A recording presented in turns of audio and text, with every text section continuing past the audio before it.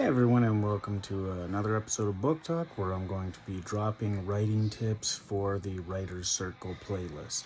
Here I'm going to be talking about how to spot clunky writing and how to fix it. Now, to spot clunky writing, the easiest way to do that is to read your writing out loud. When you read it out loud, you're going to see if your writing is redundant, if you're overusing a word.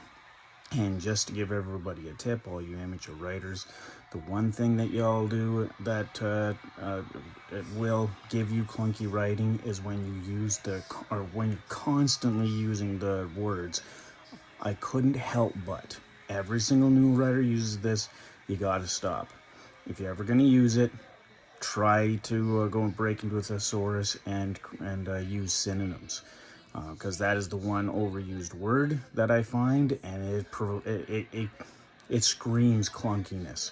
Because with amateur writers, when you read their books, you just see that I couldn't help but over and over and over again. Please stop, guys. Don't use don't use that term. Now, I took a screenshot of a paragraph from my book, and I'm gonna read it, and you're gonna notice it doesn't sound clunky at all, and it's just an example. And then we're gonna go through on how to fix clunky words if you do read your work out and you find that it is clunky. Okay, so this is a paragraph from my book where I introduce a character named Bruxo. He's in chapter 1, halfway through chapter 1. But I'm just going to read this paragraph. Bruxo used to be a warlock back before the elves of Celestia mounted an attack on his cult, completely obliterating them while putting an arrow through one of Bruxo's eyes and killing him.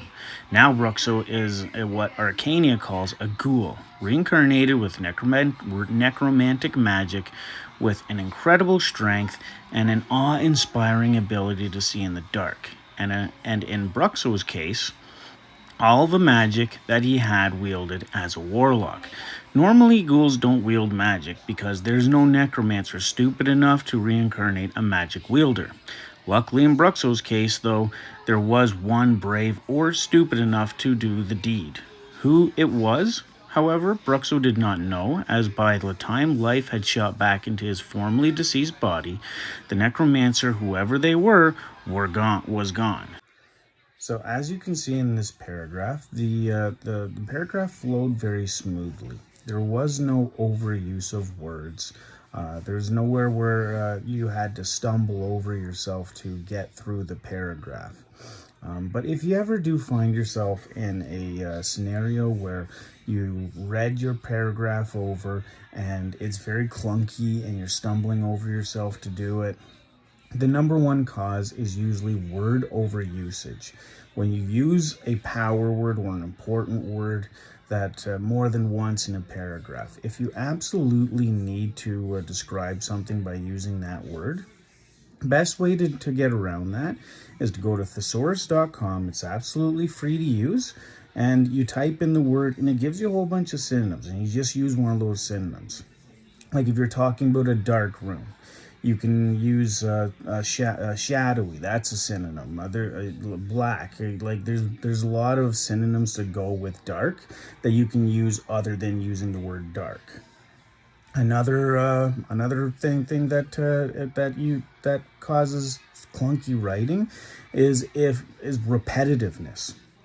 If you keep explaining something the same way over and over and over and over again, because if you're reading an entire chapter and you keep using the same style to explain room after room after room, it's going to get very old. And readers, they're going to DNF your book. They're not going to be able to get through the entire thing. So you're going to want to have different ways to explain what a room looks like, different ways to explain what a flower looks like, different ways to explain the texture of the ground, The best way to do this in writing practice is just get a notepad and a piece of paper. Look at look at your house floor, and every day just write down new ways to explain what that floor looks like. Go look at your counter every day. Just write down new ways to explain how that counter looks like. Have new ways to explain how it feels when you touch it. A flower, you can write down new ways how that flower smells. If you just clean your house, grab a pen and a notepad and just sit down and explain how the house looks now, how it smells, how it makes you feel. And every time you clean, sit down and do that, and just try and write down differently how it makes you feel every time you sit down and write. So that's basically all that I came on to say today. If you liked it, hit like on the video. If you haven't already subscribed, hit subscribe. Comment down below. Let me know some of the tips that you find get you through clunky writing. Let's all have a discussion on this so we can help each other. And I'll see you on the next one.